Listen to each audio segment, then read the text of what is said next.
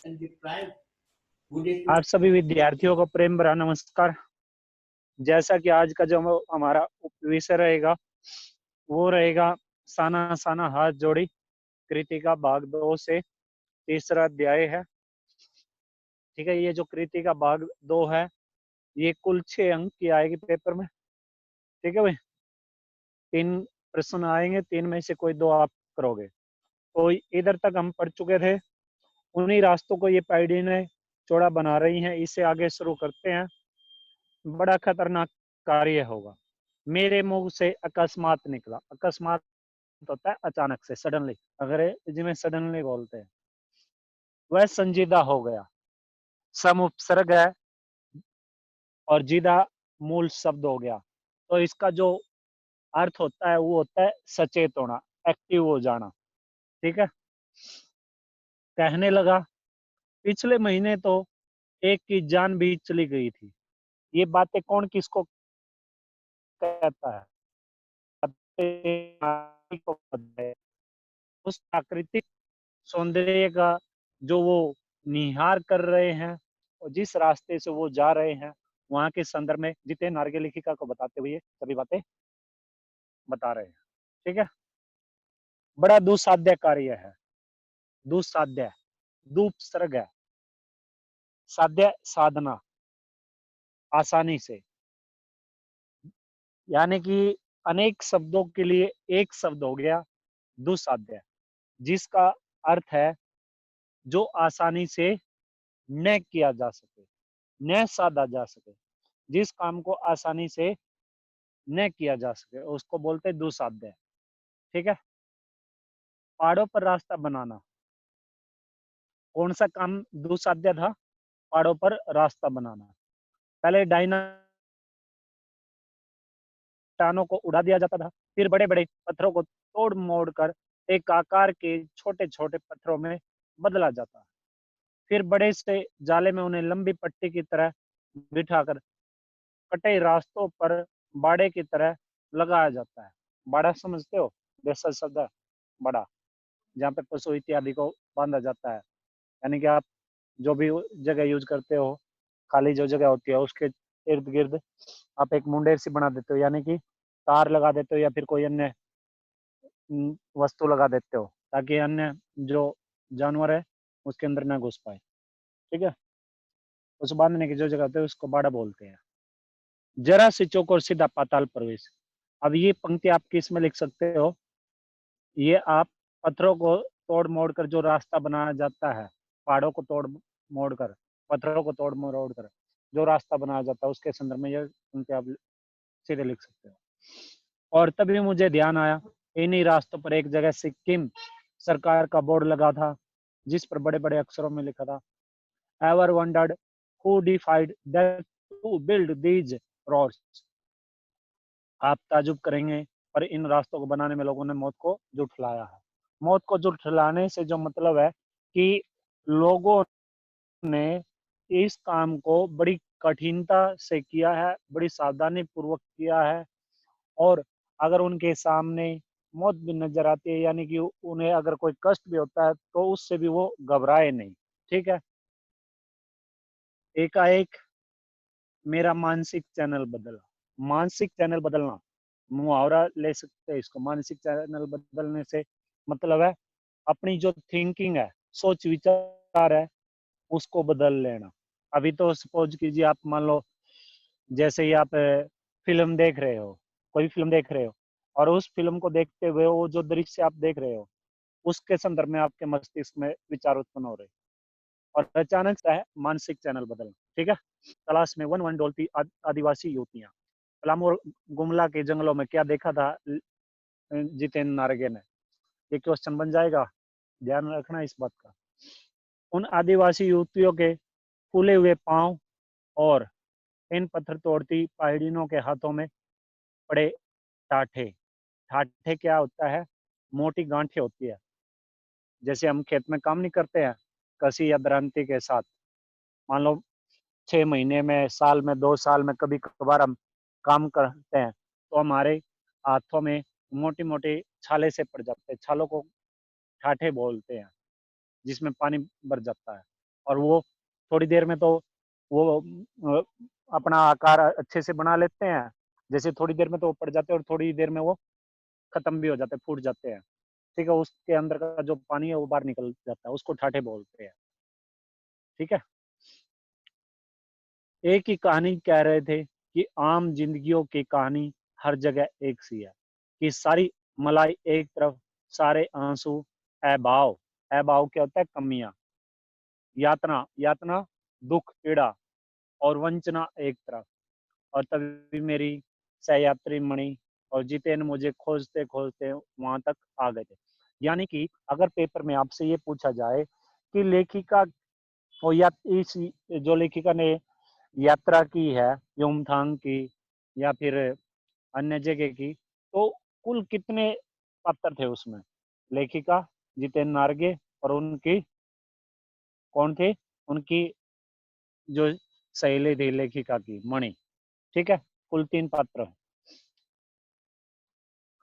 मुझे गमगीन देख जितेन कहने लगा। गमगीन उर्दू शब्द है। गमगीन का मतलब होता है उदास। क्या मतलब होता है? उदास। कहने लगा, मैडम, यह तो मेरे देश की आम जनता है, इन्हें तो आप कहीं भी देख लेंगे। आप इन्हें नहीं, पहाड़ों की सुंदरता को देखिए, जिसके लिए आप इतने पैसे खर्च करके आए। ये जो बात कही है जितेन नारगे ने लेखिका को, ये तो मेरे देश की आम जनता है, ये इसलिए कही है। और आप पहाड़ों को देखिए, इनकी सुंदरता को देखिए, ये बात इसलिए कही है क्योंकि देश के किसी भी कोने में अगर हम चले जाएं, तो वहीं पर जो महिलाएं हैं, जो औरतें हैं, उनका मातृत्व और श्रम साधना साथ साथ मिलेगी। यानी कि वो अपने बच्चों को भी साथ में रखती है और साथ के साथ में काम भी करती है, परिश्रम भी करती है। ये चीज हम देश के किसी भी कोने में जा के देख सकते हैं। लेकिन जो ये प्राकृतिक सौंदर्य है, ये जो सुंदर सुंदर पहाड़ है, ये देश के हर कोने में मौजूद नहीं है। कुछ जो निश्चित जगहें होती है, वहां पर ये है। ठीक है, इसलिए आप क्या कीजिए, ये इस प्राकृतिक सौंदर्य का आनंद लीजिए। ये इन पंक्तियों का अर्थ है। ठीक है, चलिए आगे चलते हैं। जिसके लिए आप इतने पैसे खर्च करके आए, ये देश की आम जनता ही नहीं, जीवन का प्रति संतुलन भी है। ये वेस्ट एट रिपेइंग, यानी कि कम दे और ज्यादा देकर कम लेती है। इसका मतलब क्या है? ये अंग्रेजी शब्द है कि ज्यादा देकर कम लेती है का मतलब है कि ये जो औरतें हैं, ये जो क्या करती हैं, ये मेहनत ज्यादा करती है, काम ज्यादा करती है, लेकिन उस काम के बदले इन्हें जो पैसा मिलता है, वो उसके पैसे की जो मात्रा होती है वो बहुत ही कम होती है। यानी कि काम के बदले इन्हें पैसा कम मिलता है। ठीक है, इसलिए ये बात कही है कि वेस्ट एट रिपेइंग, यानी कि ज्यादा देकर कम लेना। कितना कम लेकर ये समाज को कितना अधिक वापस लौटा देती है। मन ही मन सोचा मैंने, हम वापस जीप की ओर मुड़ने लगे कि तभी मैंने देखा वे श्रम सुंदरियों से मतलब मेहनत करने वाली जो युवतियां थी, जो लड़कियां थी, किसी बात पर इस कदर खिलखिलाकर हंस पड़ी थी कि जीवन लहरा उठा था और सारा खंडहर ताजमहल बन गया था। खंडहर जिसके टुकड़े हो गए हैं। ठीक है, जैसे ताजमहल है, मान लो कोई जगह है और अच्छी सी जगह, उसको हम जब तोड़ मरोड़ देते हैं, वो टुकड़ों में बढ़ जाती है। तो इस तरह से ये जो बातें हैं, ये जितेन आर्गे बता रहे हैं और लेखिका आपस में चर्चा करते हुए। चलिए आगे चलिए आप। हम लगातार ऊंचाइयों पर चढ़ते जा रहे थे। जितेन बता रहा था कि अब हम हर मोड़ पर हेयर पिन बेंट लेंगे। हेयर पिन बेंट का मतलब होता है जो युवतियां हैं बालों में लगा करती है, जो लड़की होती है। ठीक है, और तेजी से ऊंचाई पर चढ़ते जाएंगे। हेयर पिन बेंट के ठीक पहले एक पड़ाव पर देखा। पड़ाव क्या होता है? कहीं ठहरना, थोड़ी देर के लिए आराम करने की जो जगह होती है उसको पड़ाव बोलते हैं। पर देखा सात 7-8 वर्ष की उम्र के ढेर सारे पहाड़ी बच्चे स्कूल से लौट रहे थे और हमसे लिफ्ट मांग रहे थे। जितेन ने बताया, हर दिन 3.5 किलोमीटर की पहाड़ी चढ़ाई चढ़कर ये बच्चे स्कूल जाते हैं। अगर पेपर में ये क्वेश्चन आ जाए कि वो कितने किलोमीटर की पहाड़ी बच्चे कितने किलोमीटर की पहाड़ी चढ़ के जाते हैं, 3.5 किलोमीटर की। ठीक है, क्या स्कूली बस नहीं? मणि के पूछने पर जितेन हंस पड़ा। मैडम, यह मैदानी नहीं, पहाड़ी इलाका है। मैदान की तरह यहाँ कोई भी आपको चिकना वर्बीला नहीं मिलेगा। चिकना वर्बीला से मतलब होता है जिस व्यक्ति का जो पेट है वो बाहर निकल जाता है, यानी कि जिसका मोटा पेट होता है, जिसकी तोंद बाहर निकल जाती है, उसको चिकना वर्बीला बोलते हैं। ठीक है भाई, यहाँ जीवन कठोर है। नीचे तराई में ले देकर एक ही स्कूल है, दूर दूर से बच्चे उसी स्कूल में जाते हैं और सिर्फ पढ़ते ही नहीं हैं। इनमें से अधिकांश बच्चे शाम के समय अपनी अपनी माँओं के साथ मवेशियों को चराते हैं, पानी भरते हैं, जंगल से लकड़ियों के बारी बारी गट्ठर ढोते हैं। खुद मैंने भी ढोए थे। कौन कहते ये बातें? जितेन आर्गे। खतरा अब धीरे धीरे बढ़ने लगा था। रास्ते और भी संकरे होते जा रहे थे। संकरे होता है जटिल, कठिन, डिफिकल्ट। कई बार लगता जैसे रास्तों को इंच टेप से नापकर एक जीप जितना ही चौड़ा बनाया गया। इंची टेप तो समझते हो गई आप, जो दर्जी होता है उसके पास होता है, या फिर मापने का जो यंत्र होता है, कि जरा भी संतुलन बिगड़े, इंच भर भी जीप इधर उधर खिसके तो हम सीधे घाटियों में। इन रास्तों पर जगह जगह लिखी चेतावनी भी हमें खतरों के प्रति सजग कर रही थी। सजग होता है सावधान करना, एक्टिव। सामने ही लिखा था, धीरे चलाएं, घर में बच्चे आपका इंतजार कर रहे हैं। ये सावधानियां, ये जो इस तरह के शब्द आप कठिन रास्तों पर अवश्य ही आपको देखने को मिलेंगे जब भी आप कोई यात्रा करते हो पहाड़ी क्षेत्रों में। ठीक है, वैसे भी हम रोड, जो जीटी रोड है, उस पर भी ये लिखे होते हैं, सावधानी हटी दुर्घटना घटी, आगे तीवर मोड़, आगे कार्य निर्माणाधीन पर है, इस तरह के। ठीक है, थोड़ा और आगे बढ़े कि फिर एक चेतावनी, we care man eater around, पर हमें नर बख्शी जानवर नहीं। नर बख्शी क्या होता है? नर होता है इंसान, मानव। बख्शी होता है बख्श करना, यानी कि खाना, यानी कि जो इंसानों को खाने वाले होते हैं, आदमियों को खाने वाले जो जानवर होते हैं, उनमें नर बख्शी बोलते हैं। दूध देने वाले याक देखे, काले काले ढेर सारे याक, पहाड़ों पर गिरती बर्फ से प्राकृतिक ढंग से रक्षा करने वाले घने घने बालों वाले याक। सूरज ढलने लगा। हमने देखा कुछ पहाड़ी औरतें गायों को गायों को चराकर वापस लौट रही थीं। कुछ के सिर पर लकड़ियों के भारी भरकम गट्ठर थे। ऊपर आसमान फिर धुंध और बादलों से घिरा हुआ था। उतरती संध्या में जीप अब चाय के बागानों से गुजर रही थी कि फिर एक दृश्य ने मुझे खींचा। नीचे चाय के हरे भरे बागानों में कई ऊँटियाँ बोकू पहने। बोकू क्या होता है? सिकनी कपड़ा होता है, वस्त्र होते हैं, जैसे मुस्लिम वर्ग की औरतें नहीं होते हैं, ऊपर से सिर से पैरों तक कपड़ा डालती है, चेहरा भी दिखाई नहीं देता, हाथ पाँव सब पूरा तन ढका हुआ होता है, पूरा का पूरा ब्लैक रंग का डालती है वो ज्यादातर मुस्लिम औरतें। ठीक है, ऐसे ही जो वस्त्र होते हैं जो सिर से पैरों तक ढक के रखते हैं, वहां पे सिक्किम की जो औरतें हैं उन्होंने भी डाल रखा था।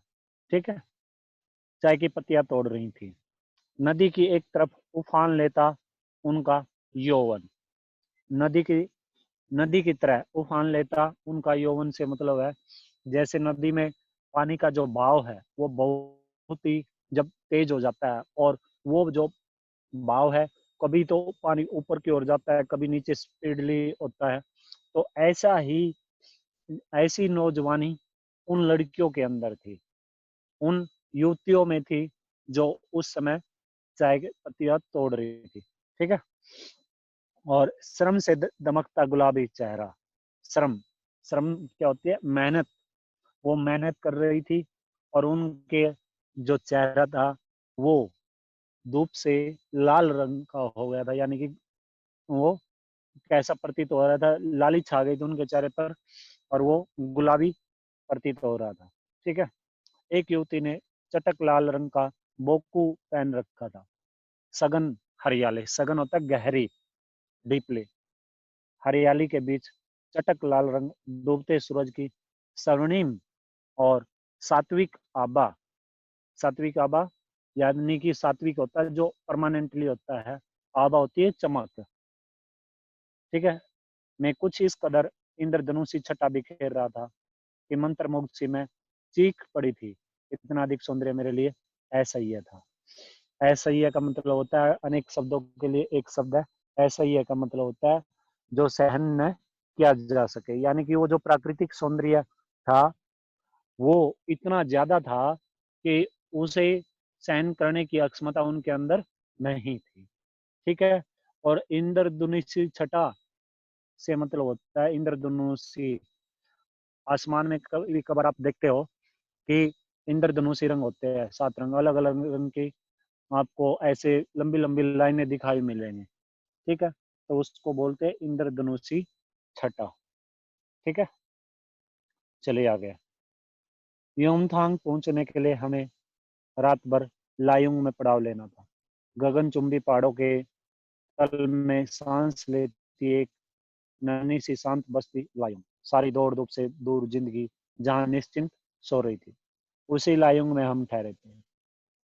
तीस्ता नदी के तीर पर बसे लकड़ी के एक छोटे से तीर यानी कि किनारे पर घर में मुंह हाथ धोकर किधर ठहरे हुए थे लेखिका, और तीस्ता नदी के किनारे पर एक छोटा सा जो घर बना हुआ था लकड़ी का। ठीक है। अगर ये क्वेश्चन आप से पूछा जाए एग्जाम में तो आप ये जवाब बताओगे। मुंह हाथ धोकर मैं तुरंत ही तीस्ता नदी के किनारे बिखरे पत्थरों पर बैठ गई थी। सामने बहुत ऊपर से बहता झरना नीचे कलकल बहती तीस्ता में मिल रहा था। कलकल आवाज करना, मधिम मधिम हवा बह रही थी, मधिम मधिम, धीमे धीमे, स्लोली स्लोली। पेड़ पौधे झूम रहे थे। गहरे बादलों की परत ने चांद को ढक रखा था। बाहर परिंदे और लोग अपने घरों को लौट रहे थे। परिंदे यानी कि पक्षी। ठीक है। वातावरण में अद्भुत शांति थी। मंदिर की घाटियों सी घुंघराव की रुनझुनाहट सी। अब आप से अगर पेपर में ये क्वेश्चन पूछा जाए कि तीस्ता नदी के वातावरण के संदर्भ में आप क्या जानते हैं तीस्ता नदी के विषय में, आप बताइए, तो ये जो पंक्तियां हैं हम जो पढ़ चुके हैं अभी, ये सभी बातें आप उसके विषय में लिख सकते हो। ठीक है। गहरे बादलों की परत में, ये तो पढ़ चुके हैं। मंदिर की घंटियों सी घुंघरुओं की रुनझुनाहट सी। आंखें अनायास बर आई, अनायास अचानक से, सडनली। ज्ञान का नन्हा सा बोधित्सव जैसे भीतर उगने लगा। वही सुख शांति और सुकून है जहां अखंडित संपूर्णता है, यानी कि अखंडित जिसके टुकड़े ना किए जा सके। संपूर्णता का मतलब होता है समुपसर्ग है, जो सभी को जोड़ के रखती हो, एकत्रित। अंग्रेजी में टुगेदरनेस बोलेंगे, शायद यही बोलते होंगे, बाकी आपको पता होगा। गैदरनेस यानी कि इकट्ठा करना, एकत्रित करना एक जगह। ठीक है। पेड़ पौधे, पशु और आदमी सब अपनी अपनी लय, ताल और गति में। हमारी पीढ़ी ने प्रकृति की इस लय, ताल और गति से खिलवाड़ कर अक्षम्य अपराध किया। अक्षम्य अनेक शब्दों के लिए एक शब्द है। अक्षम्य का मतलब होता है जो माफ ना किया जा सके। ये जो कठिन शब्द है ना, इनको साथ के साथ में लिखते जाना। अक्षम्य का मतलब क्या है? जो माफ न किया जा सके। ठीक है। हिमालय अब मेरे लिए कविता ही नहीं, दर्शन बन गया था। अंधेरा होने के पहले ही किसी प्रकार डगमगाती शिलाओं और पत्थरों से होकर तीस्ता नदी की धार तक पहुंची। बहते पानी को अपनी अंजुलि में, अंजुलि क्या होती है? दोनों हाथों को जब इकट्ठा करके हम पानी को लेते हैं तो उसे अंजुलि बोलते हैं। मैं बड़ा तो अतीत, अतीत यानी कि भूतकाल, अतीत भीतर धड़कने लगा। स्मृति में कौंधा, कौंधा से मतलब याद आया। हमारे यहाँ जल को हाथ में लेकर संकल्प किया जाता है। कौन बताता है ये बातें? जितेंद्र नारगे लेखिका को। क्या संकल्प करूं? पर मैं संकल्प की स्थिति में नहीं थी। भीतर थी एक प्रार्थना, एक कमजोर व्यक्ति की प्रार्थना, भीतर का सारा हलाहल। हलाहल क्या होता है? हलाल उर्दू शब्द है, हलाल का मतलब होता है जहर, ठीक है। सारी तामसिकताएं बह जाए, तामसिक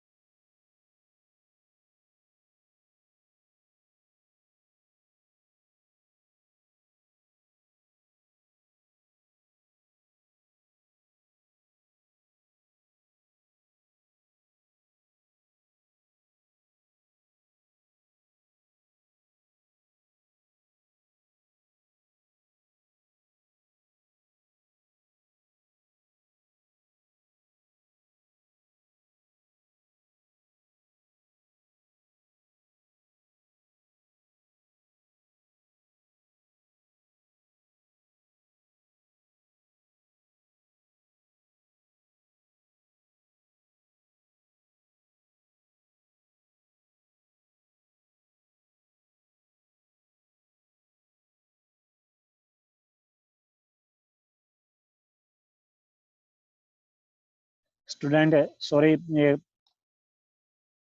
नेटवर्किंग प्रॉब्लम थी, ठीक है। एक बार ये देखना, स्क्रीन आई हुई है, देखना। हेलो, आई हुई है, दिखाई देती है बेटे? Yes sir. ठीक है भाई। अब मुझे ढूंढना पड़ेगा किधर से पहुंच गए थे हम। 1 मिनट वेट कीजिए आप, वो फिर समस्या होगी।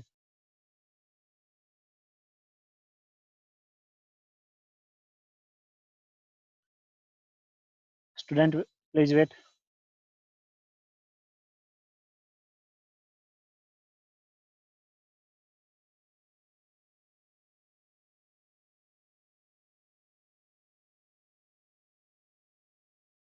चलिए, सारी तामसिकता बह जाए इसी बहती धारा में, रात धीरे धीरे गहराने लगी।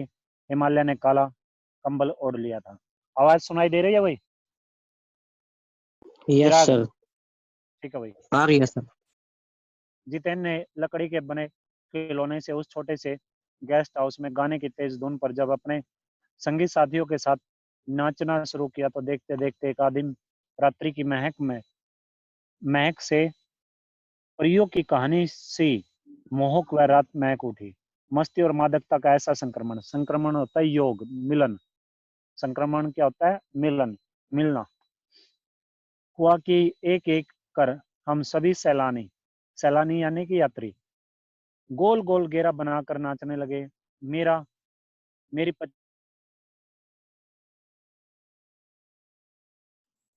कुमारियों की भांति, कुमारी सहेली मणि ने कुमारियों को भी मात करते हुए जानदार नृत्य प्रस्तुत किया कि हम सब अवाक उसे ही देखते रह गए।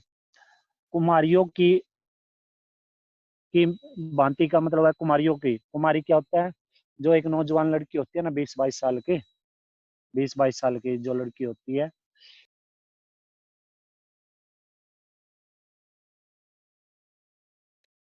प्रयोग होता है कुमारी शब्द। जो उनकी सहेली लेखिका की मणि, उन्होंने एक नौजवान लड़की की तरह, जैसे एक नौजवान लड़की नृत्य करती है, नाच गा ना करती है, ऐसे ही लेखिका की सहेली ने नाच गाना किया था, यानी कि नृत्य किया था, ठीक है। 20-22 साल की लड़की, ठीक है भाई। तो मार करते हुए वो जानदार नृत्य प्रस्तुत किया कि हम सब अवाक उसे देखते रहे। अवाक, हैरान, हैरान रहना, अवाक रहना, हैरान रहना, मुहावरा ही है। कितना आनंद भरा था उसके भीतर, कहाँ से आता था इतना आनंद। लायों की सुबह बेहद शांत और सुरम्य, तीस्ता नदी की शांति धारा के समान ही कल कल कर बहती हुई। अधिकतर लोगों की जीविका का साधन पहाड़ी आलू। अब आपसे ये क्वेश्चन आ सकता है पेपर में कि वहाँ के लोगों की, लायूं के लोगों की जीविका का साधन क्या था। तो ये जो बातें हम पढ़ेंगे इन पंक्तियों में, ये सभी आप लिख दोगे, ठीक है। चलिए आगे चलिए। अधिकतर लोगों की जीविका का साधन पहाड़ी आलू, धान की खेती और दारू का व्यापार था। सुबह मैं अकेली टहल निकल गई थी।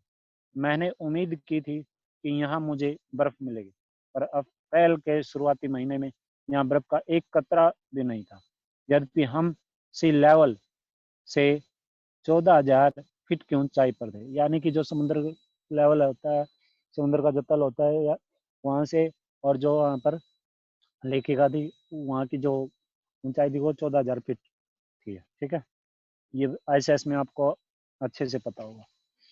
मैं बर्फ देखने के लिए बेचैन थी।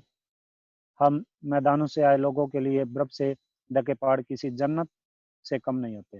वहीं पर घूमते हुए एक सिक्किमी नवयुवक ने मुझे बताया कि प्रदूषण के चलते स्नोफॉल लगातार कम होती जा रही है। अब ये भी क्वेश्चन बनेगा, बड़ा इंपॉर्टेंट क्वेश्चन है, बार बार परीक्षा के दरमियान पूछा जाता है आपसे। ठीक है, कि प्रदूषण के चलते स्नोफॉल में लगातार जो कमी नजर आती है जा रही है, आप अपने आसपास के विषय में इस प्रदूषण में जो कमी आ रही है, प्रदूषण के कारण जो स्नोफॉल में कमी आ रही है, उसके क्या क्या और अन्य दुष्परिणाम हो सकते हैं और क्या क्या उपाय हो सकते हैं, उसके विषय में बताइए।